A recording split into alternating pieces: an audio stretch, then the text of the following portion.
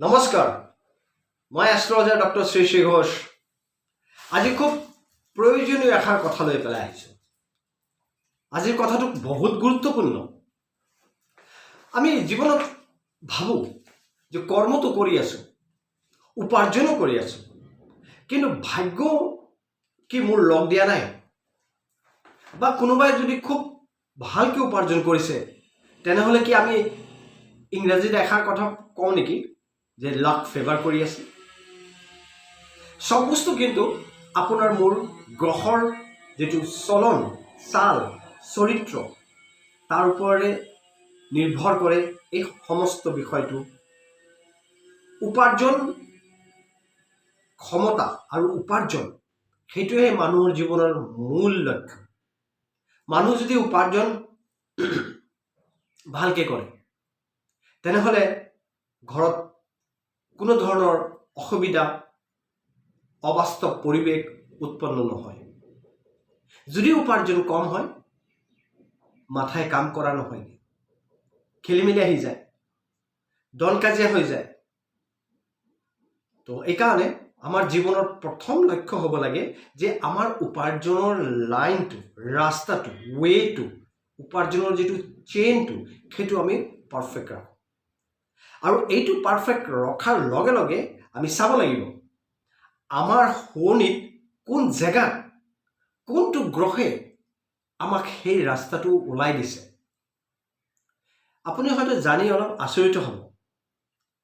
আমি যেতিয়া শোণি চাওঁ তেতিয়া ৰাজযোগ বুলি কওঁ। বিভিন্ন ধৰণৰ ৰাজযোগৰ নাম আছে। তো ৰাজযোগ যাৰ আছে ই ৰজাৰ দৰে থাকিব, ৰজাৰ দৰে ধন ঘটিব আৰু ৰজাৰ ভাৱে জিন্দগী জীৱন উদযাপন কৰিব। বহুতৰ ৰাজযোগ থকা সত্ত্বেও কিন্তু সেই সুবিধাটো লাভ কৰিব নোৱাৰে, কাৰণ ৰাজযোগটো ক্লিক কৰা নাই বা এক্টিভ হোৱা নাই। তেনেহ'লে কি বিশেষ বিশেষ গ্ৰহে ৰাজযোগ বনায়? এনেকুৱা ধাৰণা বহুতৰ যে মোৰ এইটো গ্ৰহৰ অৱস্থানটো ভাল নাই কাৰণে আমাৰ ৰাজযোগ নাই আৰু আমাৰ ইনকাম চ'ৰ্চ লেভেল সিমান এটা ভাল নহয়। কিন্তু জানি আচৰিত হ'ব যে যিমানকেইটা গ্ৰহ আছে, ইয়ানি প্লেনেট আছে, আটাইকেইটাই কিন্তু ৰাজযোগ বনোৱাৰ ক্ষমতা ৰাখে আৰু ৰাজযোগ বনাই দিয়ে। সৰু এটা উদাহৰণ দিছোঁ আপোনাক। আপুনি যদি ফিল্ম ষ্টাৰ যিমান আছে, চলচ্চিত্ৰ অভিনেতা ডাঙৰ ডাঙৰ চবকে চিনি পায়, তো চবৰে কি এই পাৰ্টিকুলাৰ নিৰ্দিষ্ট কোনো গ্ৰহে ৰাজযোগ বনাইছেনে? নহয়। কাৰণ আমি যেনেকুৱা ৰাজনৈতিক মহলৰ উচ্চ পদস্থ জেগাত থকা মানুহৰ যেনেকুৱা ডেট অফ বাৰ্থ ৰাখি শুৱনিখন আমি বনাওঁ, তেনেকৈ ভাৰতবৰ্ষৰ ডাঙৰ ডাঙৰ মানুহৰ ডেট অফ বাৰ্থ আমাৰ ওচৰত আছে। আমি চব ডেট অফ বাৰ্থ চালি জাৰি যেতিয়া দেখোঁ, তেতিয়া এটা বস্তুৱে দেখোঁ যে এই মানুহজন কোটি কোটি টকা ইনকাম কৰিছে। এখেতে হয়তো সূৰ্যৰ কাৰণে পাৰিছে, কোনোবাই বুধৰ কাৰণে, কোনোবাই বৃহস্পতিৰ কাৰণে, কোনোবাই মংগলৰ কাৰণে, কোনোবাই আকৌ ৰাহুৰ কাৰণে। তো আটাইকেইটা প্লেনেটে গ্ৰহে আপোনাক মোক ৰাজযোগ দি ৰজা বনাই দিব পাৰে, ইমান ক্ষমতা আছে। এইবাৰ এজন প্ৰফেশ্যনেল এষ্ট্ৰলজাৰেহে ক'ব পাৰিব যে কোন গ্ৰহটো আপোনাক কিমান পজিটিভ পাৱাৰ দিছে আৰু ইয়াৰ ভিতৰত কিমান ক্ষমতা আছে আপোনাক ৰজা বনাব। এইবাৰ যদি আমি ধৰোঁ যে গ্ৰহ চবৰ শৰীৰতে কোনো না কোনো গ্ৰহটো অলপ ভাল আছে, কিন্তু এইটো ক্লিক কেনেকৈ কৰে, এক্টিভ কেনেকৈ হয়, তাৰ কাৰণে কাল, পাত্ৰ, স্থান এইকেইটাৰ ওপৰতে নিৰ্ভৰ কৰে। স্থানৰ যেনেকৈ লেটিটিউড এণ্ড লংগিটিউড লাগে, কাল এনে সময় কোন সময়ত জন্ম হৈছে, পাত্ৰ তাৰ নেচাৰটো কি আছে, তো এইকেইটা বস্তু তাত প্ৰয়োজন হয়। সেই তাৰ ওপৰৰ বিনিময়তে কেলকুলেশ্যন কৰি অংক কৰি ওলাব পাৰি যে কোনটো গ্ৰহে কিমান পজিটিভ পাৱাৰ দিছে, আৰু সেইটো গ্ৰহক যদি আমি অলপ ভালকৈ চালি জাৰি চাওঁ তো ই এদিন আপোনাক পজিটিভ ৰিজাল্ট দিব। ইভেন কি আপোনাকো কোটিপতি বনাই দিয়াৰ ক্ষমতা প্ৰত্যেককেইটা মানুহৰ শোণিত এটা না এটা গ্ৰহে এই ক্ষমতা ৰাখে। কিন্তু আমি নাজানো, গম নাপাওঁ, যাৰ কাৰণে আমাৰ অসুবিধা হয়। যে সময়তে আমি ইনকাম কৰিব লাগিছিলে সেই সময়তে আমি ইনকাম কৰিব নোৱাৰোঁ, কাৰণ আমি গমেই নাপাওঁ যে কোন জেগাত আমি কি কৰিব লাগিব। ঠিক তেনেকৈ যিকোনো গ্ৰহই আপোনাক ধনবান বনাই দিব পাৰে, কোটিপতি বনাই দিব পাৰে। যদি কোনো ধনী ব্যক্তিৰ কুণ্ডলী দেখে তেনেহ'লে দেখিব যে তাৰ কোনো ধৰণৰ ৰাজযোগ নাই, কিন্তু কোনো না কোনো এটা গ্ৰহে এনেকুৱা অৱস্থান কৰি আছে যে তাক মালামাল কৰি দিছে, ধুনীয়া এটা পজিটিভ ৰেজাল্ট বনাই দিছে। যিমান ধনী ব্যক্তিৰ শনি দেখিব সবৰে বেলেগ বেলেগ বেলেগ বেলেগ গ্ৰহৰ দ্বাৰাহে ইমান ধনী হ'ব পাৰিছে। তাৰ অৰ্থ আপোনাৰ শনিতো এনেকুৱা কিবা না কিবা এটা সোমাই আছেই। এতিয়া আমি শনি কেতিয়া দেখাব যাম কোনো জ্যোতিষিক এষ্ট্ৰলজাৰক? যেতিয়া মোৰ কোনো প্ৰব্লেম আহে, কোনো কোৰ্ট কেছ হৈছে, বৈবাহিক জীৱনত অসুবিধা হৈছে, পঢ়াত অলপ প্ৰব্লেম আহিছে, বন্ধুত্বত অলপ খেলি মেলি হৈছে, প্ৰেমত বাধা হৈছে, যেতিয়া আমি ক'ৰবাত অলপ ফচি যাওঁ, আমাৰ মুভমেণ্টটো, গতিটো মন্থৰ হৈ যায়, ধীৰ হৈ যায়, শ্ল' হৈ যায়, সেই সময়তে জ্যোতিষীৰ কথা মনত আহে।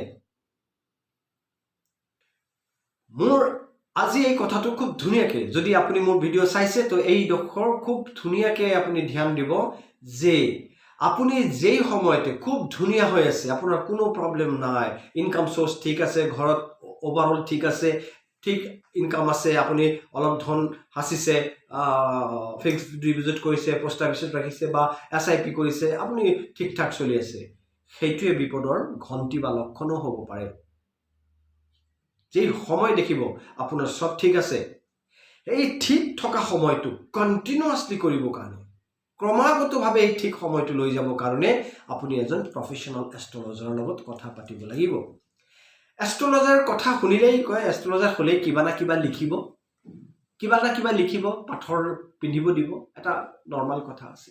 চ' আপোনাৰ বেডৰুমটো বা ড্ৰয়িং ৰুমটোক ধৰিছোঁ, বা কিচেনটো বা ডাইনিং হলটোত এটা 5 ৱাৰ্ডৰ বাল্ব এটা লগাই থৈছে। এবাৰ যেতিয়া আপুনি ডাইনিং হলত খাবলৈ বহিছে, 5 ৱাৰ্ডৰ বাল্বটো জ্বলাই পেলাই খাবলৈ বহিছে, তো আপুনি দেখিব সাফিচিয়েণ্ট পোহৰ তাত নাপায়গৈ, পোহৰ কম, অলপ এন্ধাৰ লাগিছে। তো কি আপুনি খঙত ক'ব এই বাল্বটো বেয়া, পোহৰটো দিয়া নাই? কেতিয়া নকয়, কাৰণ তাৰ ক্ষমতাই 5 ৱাৰ্ডৰ, তাৰ যিমানটো ক্ষমতা সি সিমানটো পোহৰ দিছে। এতিয়া যদি মোৰ বেছি পোহৰৰ প্ৰয়োজন, তেনেহ'লে মই কি কৰিম, সেই বাল্বটো সলাই পেলাই এটা 60, 70, 100 ৱাৰ্ডৰ বা 30 ৱাৰ্ডৰ যি হওক এটা বেছি ৱাৰ্ডৰ বাল্ব লগাম। অথবা তাৰ ঠিক বিপৰীত চাইডে নতুনকৈ এটা প্লাগ বহাই নতুন লগালোঁ, তাৰ ওচৰতো এটা লগালোঁ, চিলিঙৰ ফালৰ পৰা এটা দিলোঁ, যেনেকৈ আপোনাৰ সুবিধা আপুনি বেলেগ বেলেগ বাল্ব লগাই দিলে বা বাল্বটো সলনি কৰিলে, তাতে কি হ'ব, পাৱাৰটো বাঢ়ি গ'ল। তো আপুনি কি কৰিলে, মূলত কম পাৱাৰৰ বাল্বটোক ছাপোৰ্ট দিলে, বাহিৰৰ পৰা বেলেগ বেছি ৱাৰ্ডৰ পাৱাৰ থকা বাল্ব দি পেলাই ছাপোৰ্ট দিলে। কিন্তু গ্ৰহ নক্ষত্ৰতো আপুনি খুলি পেলাই বেছি পাৱাৰ বঢ়াব নোৱাৰে। তো কি কৰিব লাগিব, তাক ছাপোৰ্ট দিব লাগিব, আৰু সেই ছাপোৰ্টৰ কাৰণে আপোনাৰ গ্ৰহ ৰত্ন ধাৰণ কৰিব লাগে। মই কথাটো কি ক'লোঁ, গ্ৰহ ৰত্ন, মই পাথৰ কোৱা নাই। গ্ৰহ ৰত্ন মানে কি, গ্ৰহ ৰত্ন মানে এনেকুৱা এটা বস্তু যিটো আপোনাৰ গ্ৰহৰ বিচাৰ বিবেচনা কৰি পেলাই হে ৰত্নটো দিয়া হয়। আৰু সেই ৰত্ন কেনেকৈ দিয়া হয়, সেই ৰত্ন আপোনাক দিয়া হয় আপোনাৰ ওজন কিমান আছে, বডি ৱেইট, আপোনাৰ হাইট কিমান আছে, আপোনাৰ ফৰহেড কি কৈছে, আপোনাৰ শুৱনি কি কৈছে, আপোনাৰ আটাইকেইটা প্লেনেট কি কৈছে, আপোনাৰ প্ৰতিকেইটা প্লেনেটৰ ডিগ্ৰীয়ে কি কৈছে। ডিগ্ৰী যদি আপুনি বিবেচনা নকৰে তেনেহ'লে গ্ৰহ ৰত্ন ধাৰণ কৰা অনুচিত নহয়। নজনা মানুহে ঢেৰ গাই দিয়ে যে নীলম নিপিন্ধিব, নীলম পিন্ধিলে বেড এফেক্ট হয়, মাথা ঘূৰাই দিয়ে, বমি কৰি দিয়ে, এক্সিডেণ্ট হৈ যায়, এনেকুৱা কিছুমান কথা কৈ দিয়ে মানুহে। সেইটো কি হয়, অল্প বিদ্যাত ভয়ংকৰী। আমাৰ ওচৰত এনেকুৱা আহে, আমি যেতিয়া কাৰোবাৰ নীলমটো লিখোঁ, কয় নীলম পিন্ধিলে এনেকুৱা নহয়, কোনোবাই কৈছে।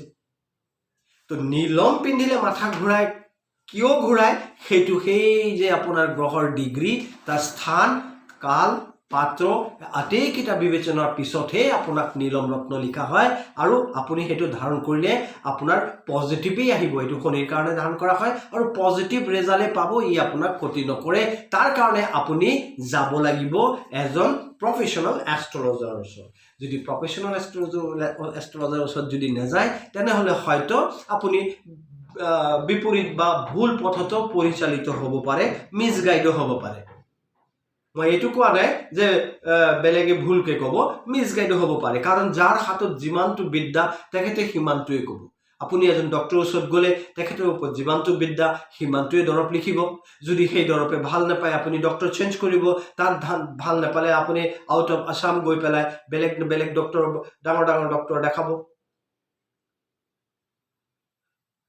আল্টিমেটলি আপুনি বাহিৰত যাবলগীয়া হ'ল। মাজত কেইজন ডক্টৰ দেখালে সেইজনৰ ডক্টৰৰ কাম নাই, কিন্তু আমি ফাৰ্ষ্ট ট্ৰায়েল ওচৰ চাপৰ ডক্টৰৰ ওচৰতে কৰোঁ। তো আমি এইটো ভাবি ল'ব লাগিব, যদি তেনেকুৱা কিবা এটা বেছি ডিষ্টাৰ্বেঞ্চ হৈছে, অসুবিধা হৈছে, তো আমি জাষ্ট এটা চেকআপ ইয়াত নিশ্চয় কৰাম। চেকআপৰ ৰিজাল্ট ৰিপৰ্টত দেখি পেলাই বাহিৰত গৈ পেলাই একেবাৰে জেমেলাটো মাৰি দিলে চব ক্লিয়াৰ হৈ গ'ল। নহ'লে আপোনাৰ ডবলতছে ডবল খৰচ হৈ যায়গে, সময়ো গুচি যায়গে, সময়ো কমি যায়গে, জীৱনটোক আৰু কেইদিন ধৰি ৰাখিব পাৰিম। ঠিক তেনেকৈ আপুনি যেতিয়া কোনো এষ্ট্ৰলজাৰৰ ওচৰত যাব, জ্যোতিষীৰ ওচৰত যাব, ভালকে চাই ল'ব তাৰ ডিগ্ৰী কিমান আছে, তেখেতে কি ধৰণৰ এষ্ট্ৰলজাৰ, তেখেতৰ পৰ্টফলিঅ'টো কি আছে, আৰু তেখেতে আপোনাক কি ধৰণৰ বিশ্লেষণ কৰি দিছে, আপুনি কি গোটেই কথাটো বুজি পাইছে না আপোনাক কৈ দিলে শনি বেয়া, গুৰু বেয়া, মংগল বেয়া। বেয়া কোনো প্লেনেট কোনোদিনো নহয়, কোনো গ্ৰহ কোনোদিন বেয়া নহয়। বেয়া হয় চিন্তাধাৰা, কাৰণ ইমান ডাঙৰ গ্ৰহ কেতিয়াও বেয়া হ'ব নোৱাৰে। পাৱাৰ কম বেছি হ'ব পাৰে, ডিগ্ৰী অনুপাতে কেলকুলেশ্যনত পাৱাৰ কম হ'ব পাৰে। এইকাৰণে আপোনাৰ সৰণিৰ ভিতৰত আপুনি গম নাপায় যে কোনো না কোনো এটা গ্ৰহই আপোনাক এদিন ধনবান বনাই দিব, ধনপতি বনাই দিব, কোটিপতি বনাই দিব। এইটো চবৰ ভাগ্যত চব জেগাত থাকে। তো পলম নকৰি পেলাই আপুনি যদি এটা খুব সুস্থ, ভাল, ধুনীয়াকৈ চলি আছে, কোনো প্ৰব্লেম নাই, তথাপিও এজন প্ৰফেশ্যনেল এষ্ট্ৰলজাৰৰ লগত অলপ বহি পেলাই অলপ কথা পাতক, বুজি লওক। আপোনাক কোনো ৰত্ন ধাৰণ কৰিব নালাগে, আপুনি বুজি লওক ক'ত আপোনাৰ অসুবিধা আছে, ক'ত আপোনাৰ ভাল আছে, কোন সময়ে আপোনাৰ পিকটো বাঢ়িব, কোন সময়ত অলপ কমিব, কোন গ্ৰহ কোন স্থানত হাউজত বহি পেলাই আপোনাক কিমান পজিটিভ পাৱাৰ দিছে, সেইকেইটা একবাৰ জানি লোৱা ভাল। নহ'লে পিছত দেৰি হৈ যায়, কাৰণ আমাৰ ওচৰত এনেকুৱা বহুত আহে, সময় থাকোঁতে নাহে, বিপদত পৰি আহে, তেতিয়াতো মুস্কিল হৈ যায়। এতিয়া ধৰক বেবী জন্ম হ'ব, কাৰোবাৰ যদি ডেলিভাৰী ডেট ল'বলৈ আহে যে কোন ডেটত ডেলিভাৰী কৰিম, একচুৱেলি ডেলিভাৰী ডেটটো তেতিয়া উপায়হীন হৈ যায়গৈ, কাৰণ সময় হৈ গৈছে ডেলিভাৰীৰ। তো আমি এটা সময়, ভাল এটা সময় ওলাই দিব লাগিব, কিন্তু ভাল সময় তেতিয়াই ওলাব পাৰিম যেতিয়া গৰ্ভধানৰ আগতে, ইয়ানে যেতিয়া গৰ্ভধান হ'ব, যেতিয়া আপুনি প্লেনিং কৰিব, সেই সময়ছোৱাৰ পৰা 9 মাহ বা 10 মাহ পিছতে কোন প্লেনেটৰ কি অৱস্থান থাকিব, কি ৰাজ্যক থাকিব, সেই ডাঙৰ দীঘলীয়া কেলকুলেশ্যনটো কৰি দিলে তেনেহ'লে আপোনাৰ সন্তান বহুত ধুনীয়া এটা ভাগ্যলৈ জন্ম হ'ব। এতিয়া যদি ডাইৰেক্ট আহি যায় যে বেবী হ'বলৈ আছে, ডক্টৰেটো টাইম দিছে বা সময় হৈ আহিছে, এটা ভাল টাইম দিয়ক, তেতিয়া উপায়হীন হৈ পেলাই অলপ না অলপ কিবা না কিবা এটা টাইম ওলাই দিয়া যায়। আৰু বহুতৰ ক্ষেত্ৰত নহয়গে, বেয়া দুখ পৰি যায়, কেমদ্ৰম যোগ, কালসৰ্প যোগ, গুৰু চণ্ডাল যোগ, এনেকুৱা আৰু কিবা কিবি যোগ পৰি যায়, উপায়হীন হৈ পেলাই দিব লাগে। তো এইকাৰণে যদি আপুনি খুব ভাল অৱস্থাত আছে, ভগৱান কৰক ভাল থাকক, একবাৰ এজন প্ৰফেশ্যনেল এষ্ট্ৰলজাৰৰ কথা পাতিব, পজিটিভ তেখেতৰ পৰা শুনিব, তো আপুনি গম পাই যাব যে আপোনাৰ লাইফষ্টাইল কোনফালে যাব লগা আছে, ক'ত আপুনি ভুল কৰিলে, ক'ত গ'লে আপুনি এটা ৰাজযোগৰ লেখীয়া এটা সময় পাব আৰু ধনবান হ'ব পাৰিব। ইমানেতে আজি আমাৰ ভিডিঅ' অন্ত কৰিলোঁ। তো অন্তৰ আগত একবাৰ কওঁ, যদি কেনিবাকে আপোনাৰ কোনো ধৰণৰ গ্ৰহৰত্নৰ প্ৰয়োজন হয়, তো আমি গ্ৰহৰত্ন হোলচেল ইয়ানি পাইকাৰী মূল্যত, সুলভ মূল্যত আমি যোগান ধৰোঁ। ল্যাব টেষ্টিং চাৰ্টিফিকেট লগতে GST বিলৰ সৈতে আমি এইটো জিন্দগী ভৰৰ গেৰাণ্টি লৈ পেলাই আমি এইটো দি থাকোঁ। যদি তেনেকুৱা কোনো ৰত্নৰ প্ৰয়োজন হয়, নিশ্চয় আপুনি আমাৰ তলত দিয়া নাম্বাৰত যোগাযোগ কৰি খবৰ কৰিব। ধন্যবাদ থাকিলে, সুস্থ থাকক, সবল থাকক, নমস্কাৰ।